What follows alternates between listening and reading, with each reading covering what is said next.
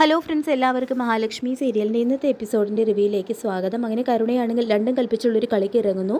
ഇത്തവണ ഞാൻ കമലേശ്വരത്തേക്ക് പോകുന്നത് ചിലതൊക്കെ തീരുമാനിച്ചുറപ്പിച്ച് തന്നെയാണെന്ന് കരുണ പറയുമ്പോൾ ആ തീരുമാനം ഞങ്ങളെ കൂടി അറിയിക്കാൻ പ്രതാപനും മുത്തശ്ശിയും ചോദിക്കുന്നുണ്ടെങ്കിലും ഇനി ഞാൻ തീരുമാനിക്കുന്നത് ഞാൻ തന്നെ ചെയ്തോളാം, എനിക്കതിന് ഇനി ആരുടെയും ഒരു കൂട്ടും വേണ്ട എന്ന് കരുണ തീർത്ത് പറയുമ്പോൾ തന്നെ ഭയപ്പെടുന്നുണ്ട് പ്രതാപനും മുത്തശ്ശിയും.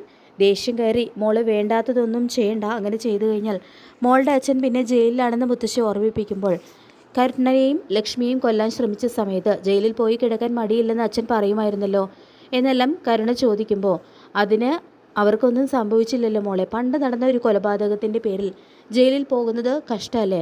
പിന്നെ കണ്ണൻ എന്നെ ജയിലിൽ കയറ്റാൻ തീരുമാനിച്ചു കഴിഞ്ഞാൽ അതിന് മുൻപായിട്ട് ഞാൻ അവനെയും ലക്ഷ്മിയെയും തീർത്തിരിക്കും.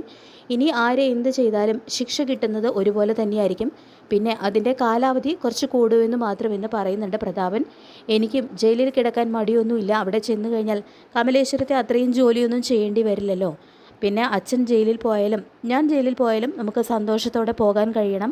അങ്ങനെ സന്തോഷമുണ്ടെങ്കിൽ ചിലത് ചെയ്യാൻ തന്നെ ഞാൻ തീരുമാനിച്ചിട്ടുണ്ടെന്ന് കരുണ വീണ്ടും പറയുമ്പോൾ അതെന്താണെന്ന് വീണ്ടും മുത്തശ്ശി ചോദിക്കുന്നുണ്ടെങ്കിലും എല്ലാം നടന്നു കഴിഞ്ഞതിന് ശേഷം നിങ്ങൾ അറിഞ്ഞാൽ മതിയെന്ന് പറയുന്നുണ്ട് കരുണ. പ്രാർത്ഥിച്ച് അവളെല്ലാം നേടി എന്നെ ജയിച്ചു, ഇനി അവളുടെ പ്രാർത്ഥനയൊന്നും ഒരു ദൈവങ്ങളും കേൾക്കാൻ പോകുന്നില്ല എന്ന് പറഞ്ഞുകൊണ്ട് വാശിയോടെ കരുണ പോകുന്നത് കണ്ട് വല്ലാതെ ഭയപ്പെടുന്നുണ്ട് പ്രതാപനും മുത്തശ്ശിയും. തുടർന്ന് മനസ്സമാധാനം തേടി തീർത്ഥാടനത്തിന് പോകാൻ തന്നെ പ്രതാപനും മുത്തശ്ശിയും തീരുമാനിക്കുന്നു. പിന്നീട് കമലേശ്വരത്ത് തിരികെ എത്തുന്ന കരുണയോട് അമ്മയുടെ ബർത്ത്ഡേ വിശേഷങ്ങളെക്കുറിച്ചെല്ലാം ഉണ്ണി ചോദിക്കുമ്പോൾ അടിച്ചു പൊളിച്ചത് ഞാനല്ല അവരാണെന്നും ഇനി നമ്മൾ തമ്മിലുള്ള ജീവിതം അധികകാലം ഉണ്ടാകില്ല എന്നും ഉണ്ണിയേട്ടൻ ചിലപ്പോൾ എന്നെ ഡിവോഴ്സ് ചെയ്യുമെന്നെല്ലാം കരുണ പറയുന്നത് കേട്ട് ഉണ്ണിക്കൊന്നും മനസ്സിലാകുന്നില്ല. അതിൻ്റെ കാരണം ഞാൻ പറയാതെ തന്നെ നിങ്ങളെ തേടി വരുമെന്ന് മാത്രം മറുപടി കൊടുക്കുകയാണ് കരുണ ചെയ്യുന്നത്. നിൻ്റെ മനസ്സിൽ എന്താ, നീ എന്തിനാ നിൻ്റെ ചേച്ചിയുടെ മുന്നിൽ ഇങ്ങനെ പഞ്ചപുച്ഛം മടക്കി നിൽക്കുന്നത് എന്ന് ഉണ്ണി വീണ്ടും ചോദിക്കുമ്പോൾ എന്നെ വേണ്ട എന്ന് തോന്നുകയാണെങ്കിൽ അത് പറഞ്ഞാൽ മതി, എവിടെ വേണമെങ്കിലും ഞാൻ ഒപ്പിട്ട് തരാമെന്ന് മാത്രം കരുണ പറയുന്നുണ്ട്. ശേഷം കണ്ണനും മഹിയും മഞ്ജുവിനെയും കൂട്ടി തറവാട്ടിലെത്തുന്നു. മഞ്ജു ഇവിടെ ഇനി കുറച്ച് ദിവസം ഉണ്ടാകുമെന്നും കുഞ്ഞിനെ കളയാനുള്ള ഒരു ശ്രമം അമ്മയുടെ ഭാഗത്തു നിന്ന് ഉണ്ടായിക്കഴിഞ്ഞാൽ പിന്നെ അമ്മയാണെന്നൊന്നും നോക്കില്ല, ജയിലിലേക്ക് പോകേണ്ടി വരും എന്നൊരു മുന്നറിയിപ്പ് കണ്ണൻ ദുർഗയ്ക്ക് നൽകുന്നു. ഇതേസമയം കരുണ വരുന്നുണ്ട്. മഞ്ജു ഇവിടെ 1-2 ദിവസം ഉണ്ടാകുമെന്നും മഞ്ജുവിൻ്റെ കാര്യങ്ങൾ നീ തന്നെ നോക്കണമെന്നെല്ലാം മഹി പറയുന്നത് കേട്ട് ദേഷ്യം വരികയാണ് കേട്ടോ കരുണയ്ക്ക്. ശേഷം എന്നെ കഷ്ടപ്പെടുത്താൻ വേണ്ടി തന്നെയാണ് ഇതൊക്കെ ചെയ്യുന്നത്, അതിനി അധികം ആയുസ്സൊന്നുമില്ല. കുഞ്ഞ് നഷ്ടപ്പെടാൻ പോകുന്നത് മഞ്ജുവിനല്ല മഹാലക്ഷ്മിക്കാണ് എന്ന് കരുണ പറയുന്നുണ്ട് കേട്ടോ ദുർഗയോട്. പിന്നീട് പ്രതാപനും മുത്തശ്ശിയാണെങ്കിൽ തീർത്ഥാടനത്തിന് പോകാനായിട്ട് തയ്യാറെടുക്കുന്നു.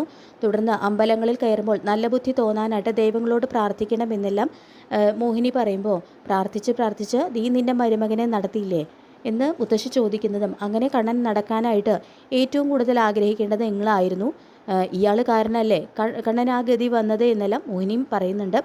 അന്ന് ആക്സിഡൻറ്റ് നടന്ന സമയത്ത് ലക്ഷ്മി മോള് നിങ്ങളോടൊപ്പം ലോറിയിലുണ്ടായിരുന്നു, അന്ന് നിങ്ങൾ കരുതിയിരുന്നോ ലക്ഷ്മി മോള് കണ്ണനെ കല്യാണം കഴിക്കുമെന്ന് മോഹിനി ചോദിക്കുമ്പോൾ അങ്ങനെ ഒരു ആക്സിഡൻറ്റ് കാരണമാണ് ലക്ഷ്മി കണ്ണൻ്റെ ഭാര്യയായത്, ഞങ്ങൾ മാത്രം തീരുമാനിച്ചതുകൊണ്ടാണ് ആ വിവാഹം നടന്നത് എന്നെല്ലാം പ്രതാപം പറയുമ്പോൾ അങ്ങനെ നിങ്ങൾ മാത്രം വിചാരിച്ചാൽ മാത്രം അങ്ങനെ ഒരു ബന്ധം നടക്കില്ലായിരുന്നു എന്നും അത് ദൈവത്തിൻ്റെ തീരുമാനമായിരുന്നു എന്നെല്ലാം മോഹിനി പറയുമ്പോൾ മോഹിനിയെ കളിയാക്കി സംസാരിക്കുന്ന മുത്തശ്ശിക്ക് ചുട്ട മറുപടി തന്നെ മോഹിനിയും കൊടുക്കുന്നുണ്ട്.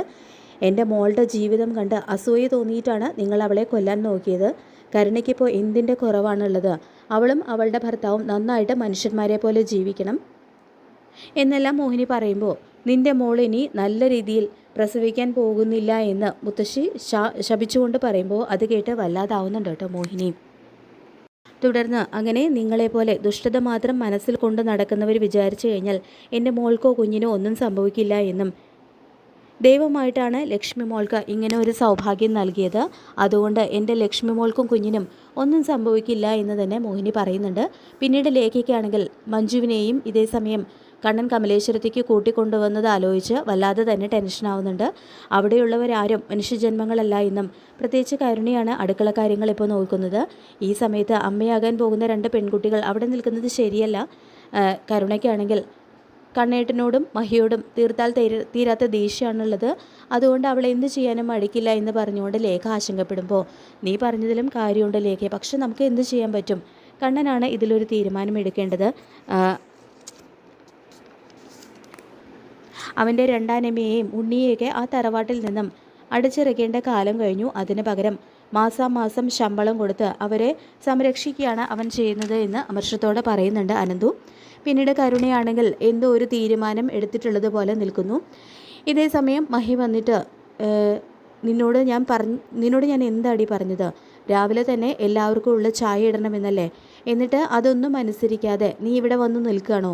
വേഗം വന്ന് എല്ലാവർക്കും ഉള്ള ചായ ഇടാൻ നോക്കുക എന്ന് മഹി പറയുമ്പോൾ എന്നെക്കൊണ്ട് പറ്റില്ല എന്നും ഇവിടെ വേലക്കാരിയായി നിന്നുകൊണ്ട് ഇങ്ങനെ കഷ്ടപ്പെടാൻ ഒരുപാട് ക്ഷമിച്ചു, സഹിച്ചു, അത്രയൊക്കെ മതി, ഇനി എനിക്ക് വയ്യ എന്നെല്ലാം കരുണ പറയുമ്പോൾ നീ ഇവിടെ ജീവിക്കുന്നുണ്ടെങ്കിൽ ഞാൻ പറയുന്നത് തന്നെ നിനക്ക് കേൾക്കേണ്ടി വരും. നിന്നെക്കൊണ്ട് അനുസരിപ്പിക്കാൻ പറ്റുമോ എന്ന് ഞാനൊന്ന് നോക്കട്ടെ എന്ന് പറഞ്ഞുകൊണ്ട് മഹി കോണിപ്പടികൾ ഇറങ്ങി പോകാൻ തുടങ്ങുന്നു. ഇത് കാണുന്ന കരുണ ഇത് തന്നെ പറ്റിയ അവസരം എന്ന് മനസ്സിൽ കണക്ക് കൂട്ടിക്കൊണ്ട് പുറകെ ചെന്ന് കോണിപ്പടികൾ ഇറങ്ങി പോകുന്ന മഹിയെ തള്ളിയിടുന്നുണ്ട് ക്രൂരതയുടെ പര്യായമായിട്ടുള്ള കരുണ. ഇത് കണ്ട് ഏട്ടത്തി എന്ന് പറഞ്ഞുകൊണ്ട് അലറി നിലവിളിച്ച് കരയാണ് കേട്ടോ മഞ്ജു. കരുണയാണെങ്കിൽ മഹി താഴെ വീണ് കിടക്കുന്നത് കണ്ട് ഒരു സൈക്കോയെ പോലെ ചിരിക്കുന്നു.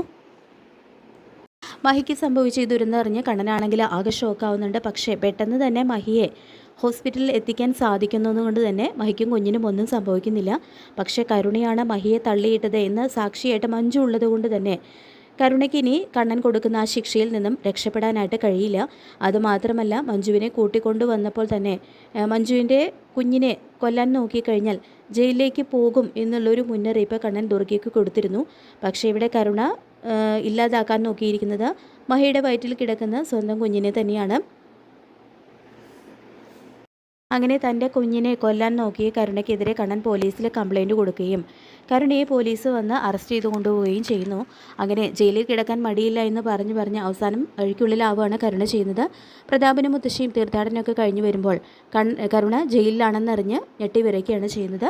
അപ്പോൾ നമുക്ക് കാത്തിരിക്കാം ഇന്നത്തെ കിടലിന് എപ്പിസോഡിനായിട്ട്. ഈ റിവ്യൂ ഇഷ്ടപ്പെട്ടെങ്കിൽ ലൈക്ക് ചെയ്യുക, ചാനൽ കൂടി ഇന്ന് സബ്സ്ക്രൈബ് ചെയ്ത് സപ്പോർട്ട് ചെയ്യുക. താങ്ക്